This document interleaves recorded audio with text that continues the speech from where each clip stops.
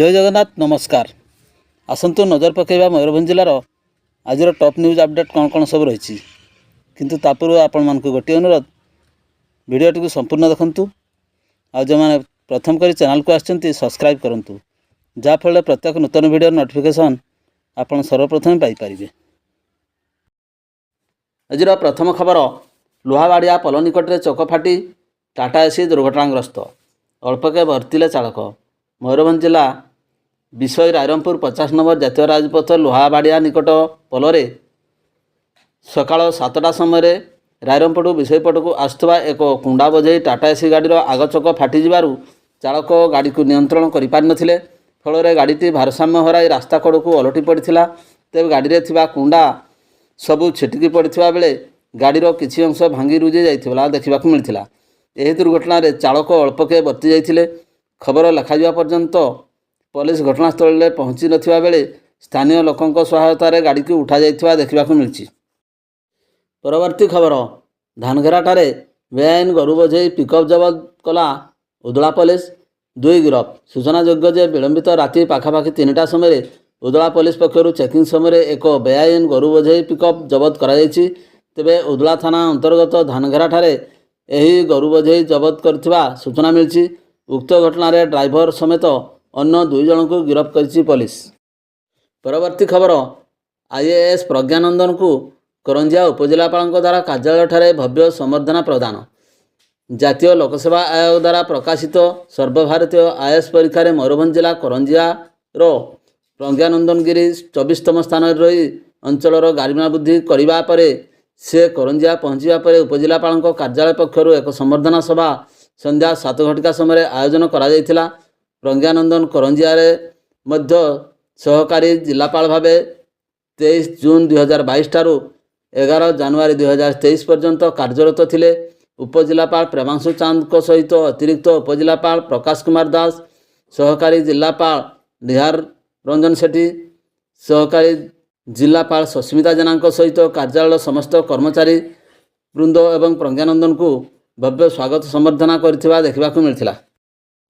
परवर्ती खबर Baripada municipality 7 number councillor को 8 नंबर काउंसिलर बाड़ेवा घटना रे उत्त्यक्त होई मधुबनठारे रास्ता रोक कले महिला।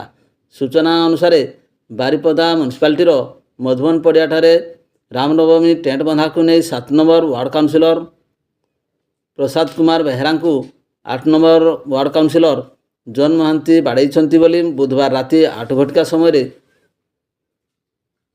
7 नंबर वार्डर किसी महिला उत्त्यक्त होई मधुबन ठारे रास्ता रोक करथिले।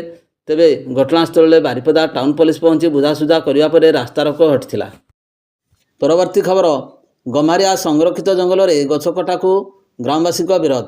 अपराह्न 2टा समय बहलदा वनांचल गम्हारिया संरक्षित जंगल में बहलदा महिला फरेस्ट गार्ड उपस्थित एक सुखिला शाल गछ को करतरे कटा जाइथिला।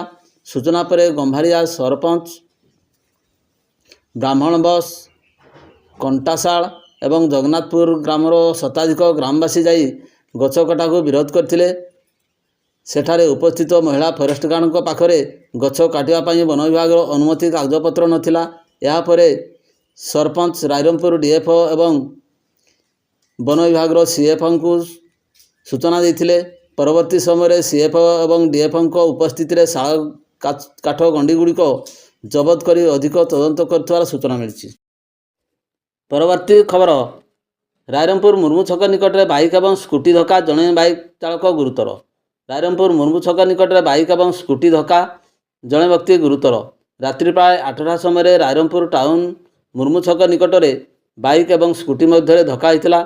यह दुर्घटना रे बाइक चालक गुरुतर होते सहयोगी मैंने अन्य एक बाइक जोगे रायरमपुर डाक्तरखाना रे भर्ती करथिले।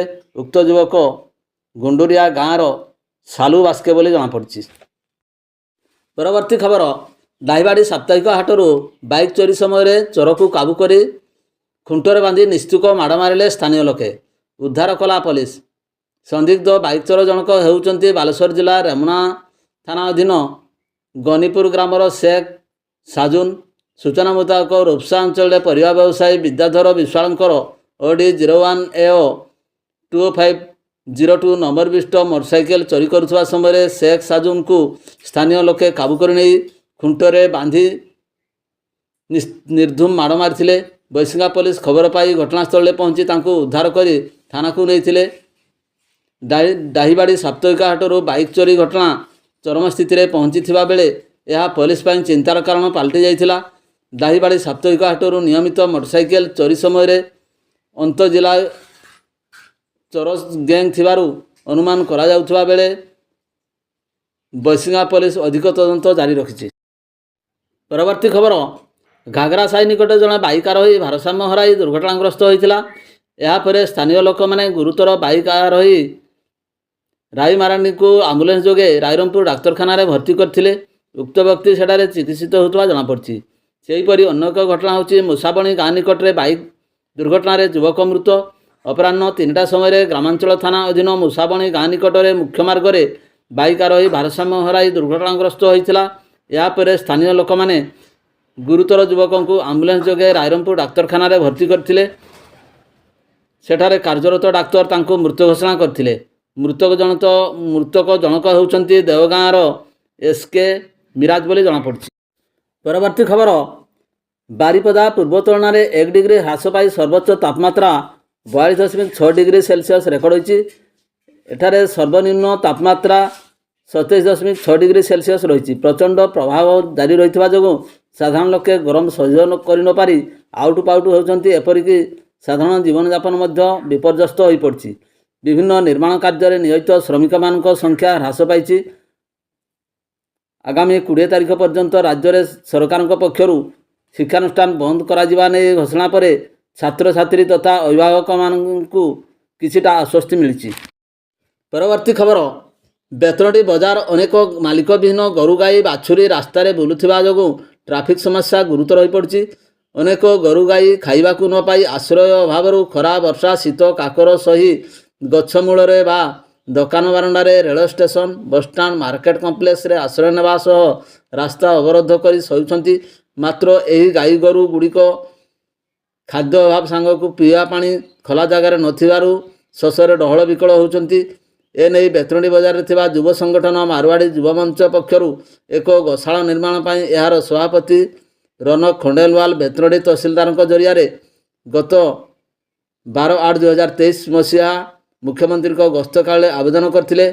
ଆବେଦନ କରିବାର 8 ମାସ ପରେ ତହସିଲଦାର ବେତନଟୀ ରାଜସ୍ୱ ନିରୀକ୍ଷକଙ୍କ ସହିତ ପରାମର୍ଶ କରି ଏହି ଜମି ପାଇଁ ବାଲେଶ୍ୱର, ମୟୂରଭଞ୍ଜ ମେଜର ବନ୍ଦୋବସ୍ତ କାର୍ଯ୍ୟାଳୟ ବାରିପଦାଙ୍କ କାର୍ଯ୍ୟାଳୟକୁ ହାଲ ସାବକ ରେକର୍ଡ ଅନୁଯାୟୀ ଜମି ପ୍ରଦାନ ପାଇଁ ଚିଠି କରାଯାଇଥିବା ଏବଂ ସେଠାରୁ ଜମିର ସ୍ଥିତି ସମ୍ପର୍କରେ ସୂଚନା ପ୍ରାପ୍ତ ହେବା ପରେ ଜମି ଦେବା ପାଇଁ ବିଚାର କରାଯିବ ବୋଲି ତାଙ୍କ ଚିଠି ନମ୍ବର 720/27/2/2024ରେ ମାରୱାଡ଼ି ଯୁବମଞ୍ଚ ସଭାପତିଙ୍କୁ ଜଣାଇଛନ୍ତି ବୋଲି ସୂଚନା ମିଳିଛି।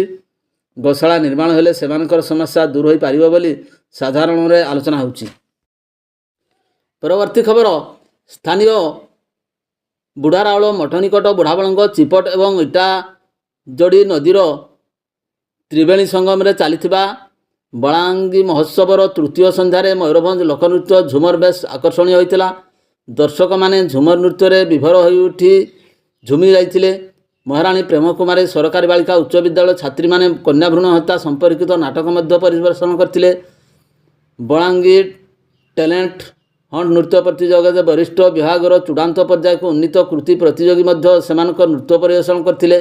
କାର୍ଯ୍ୟକ୍ରମରେ ସରୋଜ କୁମାର ଖୁଣ୍ଟିଆ, ଇଞ୍ଜିନିୟର ଶିରିଷ ଚନ୍ଦ୍ର ହେମ୍ରମ ଅତିଥି ଭାବେ ଯୋଗଦେଇ ନାରୀ ସଂଗଠିକା ଜ୍ୟୋତ୍ସ୍ନାରାଣୀ ପାଣିଗ୍ରାହୀ, ପ୍ରୀତିଶ କୁମାର ମହାନ୍ତ, ଅତନୁ ତ୍ରିପାଠୀ, ଗତିକୃଷ୍ଣ ମହାନ୍ତ, ସାହିତ୍ୟିକ ଗୋପାଳ ଚନ୍ଦ୍ର ସାହ, ଅଜୟ କୁମାର ପାଲଙ୍କୁ ସମ୍ବର୍ଦ୍ଧିତ କରିଥିଲେ। ମହୋତ୍ସବ କମିଟିର କର୍ମକର୍ତ୍ତା ପକ୍ଷରୁ କଳାକାରମାନଙ୍କୁ ସମ୍ବର୍ଦ୍ଧିତ କରାଯାଇଥିଲା।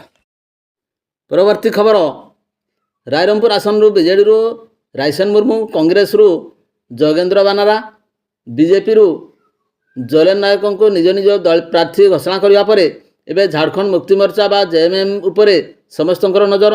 ଜେଏମ୍ଏମ୍ ଦଳ ପକ୍ଷରୁ ସାମ୍ବାଦିକ ସମ୍ମିଳନୀରେ ଖୁବ୍ ଶୀଘ୍ର ମୟୂରଭଞ୍ଜ ଜିଲ୍ଲା ସମେତ ରାଜ୍ୟର 16ଟି ସ୍ଥାନରେ ବିଧାୟକ ପ୍ରାର୍ଥୀ ଦେବାର ଘୋଷଣା ସରିଛି। ହେଲେ ରାଞ୍ଚିରୁ ସବୁଜ ସଂକେତ ମିଳିନଥିବାରୁ ପ୍ରାର୍ଥୀ ଘୋଷଣା ବିଳମ୍ବ ହେଉଛି। ରାଇରଙ୍ଗପୁର ଆଦିବାସୀ ସଂରକ୍ଷିତ ନିର୍ବାଚନ ମଣ୍ଡଳୀରୁ ଆଶାୟୀଙ୍କ ମଧ୍ୟରେ ଅବସରପ୍ରାପ୍ତ ପ୍ରଶାସନିକ ଅଧିକାରୀ ନାରାୟଣ ମୁର୍ମୁଙ୍କ ନାମ ଚର୍ଚ୍ଚାରେ ରହିଛି। ସେ ଜଣେ ଉଚ୍ଚଶିକ୍ଷିତ ଏବଂ ଅଭିଜ୍ଞ ଏବଂ ବିଭିନ୍ନ ଆଦିବାସୀ ସାମାଜିକ ଓ ସାଂସ୍କୃତିକ ଅନୁଷ୍ଠାନ ସହ ଜଡ଼ିତ ଅଛନ୍ତି। ଏହି ଅବସରରେ ଅବସରପ୍ରାପ୍ତ ଶିକ୍ଷକ ସୁନାରାମ ଟୁଡୁ, ପୂର୍ବତନ କୁସୁମୀ ବ୍ଲକର ଅଧ୍ୟକ୍ଷ ଶ୍ୟାମଚରଣ କିସ୍କୁ, ପୂର୍ବତନ ଜିଲ୍ଲା ପରିଷଦ ସଦସ୍ୟ ସୁନୀଲ ମାଝୀ ପ୍ରମୁଖ ଟିକେଟ୍ ପାଇଁ ଦୌଡ଼ରେ ଅଛନ୍ତି। ହେଲେ ଦଳର ଓଡ଼ିଶା ରାଜ୍ୟ ସଭାନେତ୍ରୀ ଅଞ୍ଜନି ସୋରେନ, ଝାଡ଼ଖଣ୍ଡ ମୁଖ୍ୟମନ୍ତ୍ରୀ ଚାମ୍ପାଇ ସୋରେନ ତଥା ଦଳର ସାଂଗଠନିକ ନେତୃତ୍ୱ କାହା ଉପରେ ଭରସା କରିବ ତାହା ଦେଖିବାକୁ ବାକି ରହିଲା। ଭିଡ଼ିଓଟିକୁ ଶେଷ ପର୍ଯ୍ୟନ୍ତ ଦେଖିଥିବାରୁ ଅନେକ ଅନେକ ଧନ୍ୟବାଦ।